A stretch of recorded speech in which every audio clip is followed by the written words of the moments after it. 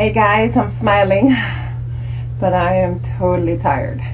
Just finished my workout, 22-minute hardcore.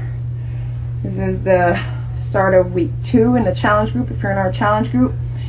If you're not in a challenge group and you'd like to join, well, it's a bit late for this particular challenge group. Doesn't mean I can't help you. And I will have other challenge groups. The difference between a challenge group and me just coaching someone through a program is you have the benefit of community. Well, regardless, exercise is one of those things that when money is tight or time is tight, we seem to think we should cut it out of our lives. Definitely happened in the recession.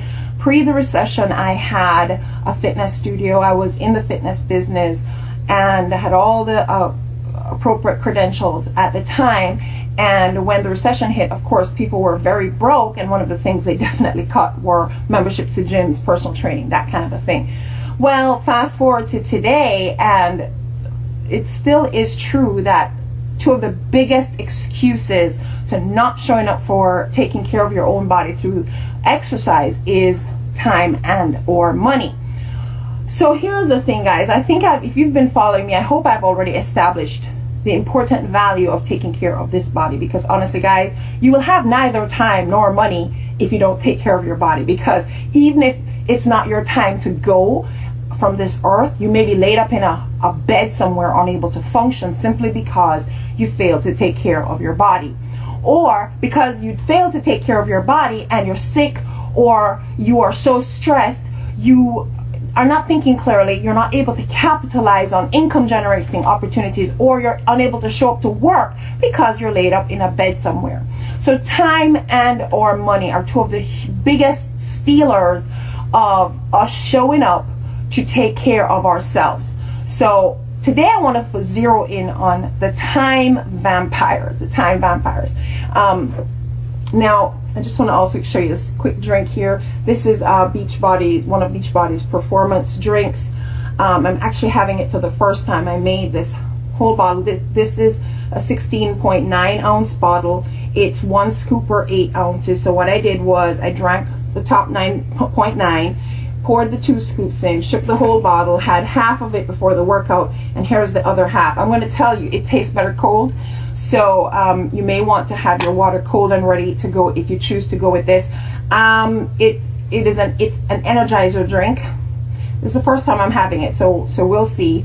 But I can tell you the reason why I tried it is because when I was at Nashville, all the coaches were just swearing by this. And why do I bring it up today? Because they swear that they had all this extra energy for their day, which means they were able to optimize their time, the time they did have available, because they were in optimum level of performance. So the jury's out on this one for me.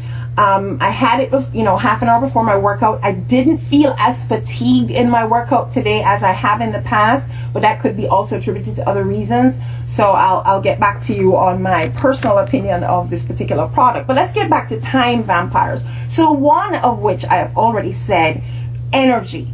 Energy is a huge time vampire, because if you don't have the energy to go through your day, you will slug through it or sleep through it, which means you have a totally unproductive day. The next one is managing all the people who are coming at you. I shared with you probably in one of my other videos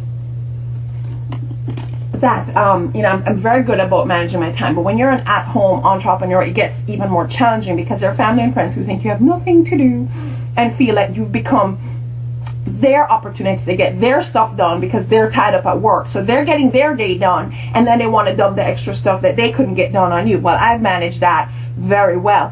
And so managing people around you. Now, I'm one who embraces technology. I've had to. And if you work alone or work for yourself, especially if you work from home and you don't have a personal assistant, I can tell you, you better embrace technology, because it is going to give you back a lot of time. One huge technological feature that I absolutely love is Google.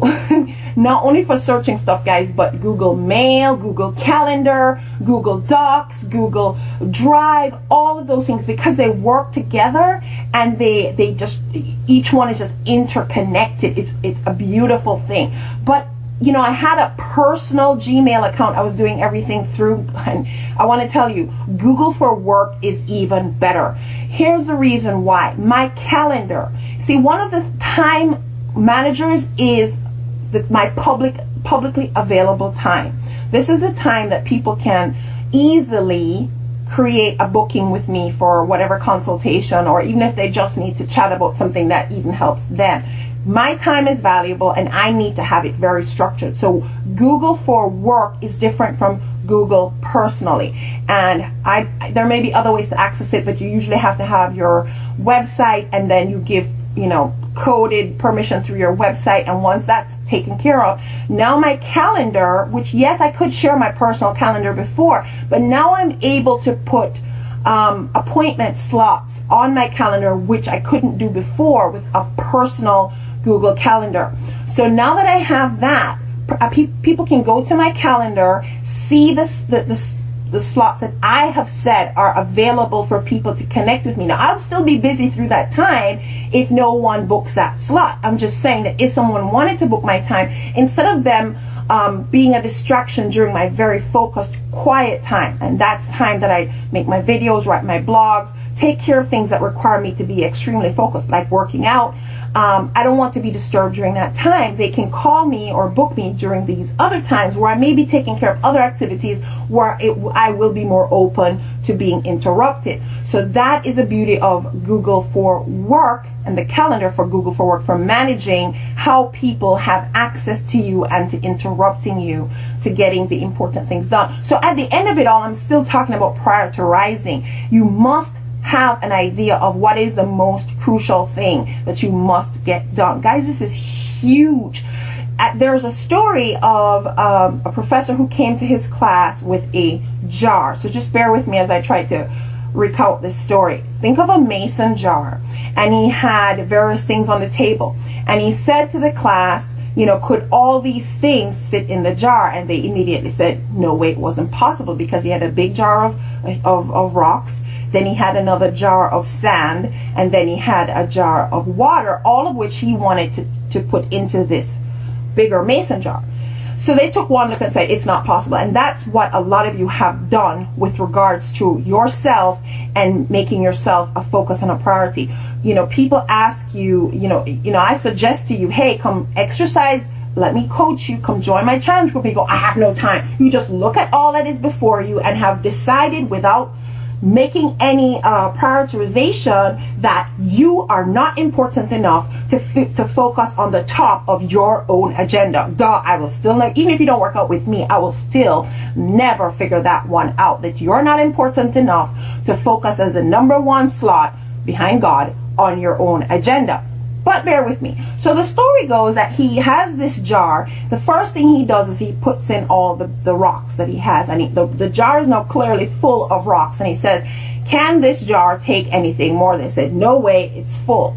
So he begins to pour the sand in, and naturally the sand fills in all those smaller spaces. Now the jar has the rocks and the sand. And he says, can this hold anything more? And they said, no way. He now pours the water in, and of course it fills in all the other smaller spaces. Now we have this jar full, and everything that he wanted to put on his agenda got put in. Guys, it really comes down to what matters first, because the rocks he put in first marks the most important things that you must get done. If he got nothing else done, if you put your priorities first, you will still feel like the day was an accomplished day. But if you allow those time vampires to take over, your day will be done and it will not be productive, and you will feel like the day has been wasted or worse. So time vampires, guys, I have another list of some of my 10 best strategies. One or two I've already shared here with you on that list, and I think this video has even one or two I did not share there, but I will put a link to that opportunity to grab that checklist of my 10+1 bonus, time vampire stake strategies to stop those time vampires from stealing your important time, so you can make yourself just behind God, because I surely had my devotion time this morning, and you can put yourself right up there at the top of your own agenda. And once you have that organized, you are now ready and energized and refreshed to take care of all the other people that you've been called to serve. Trudy Behrman here. I am really super simple to find, and I do look forward to connecting with you.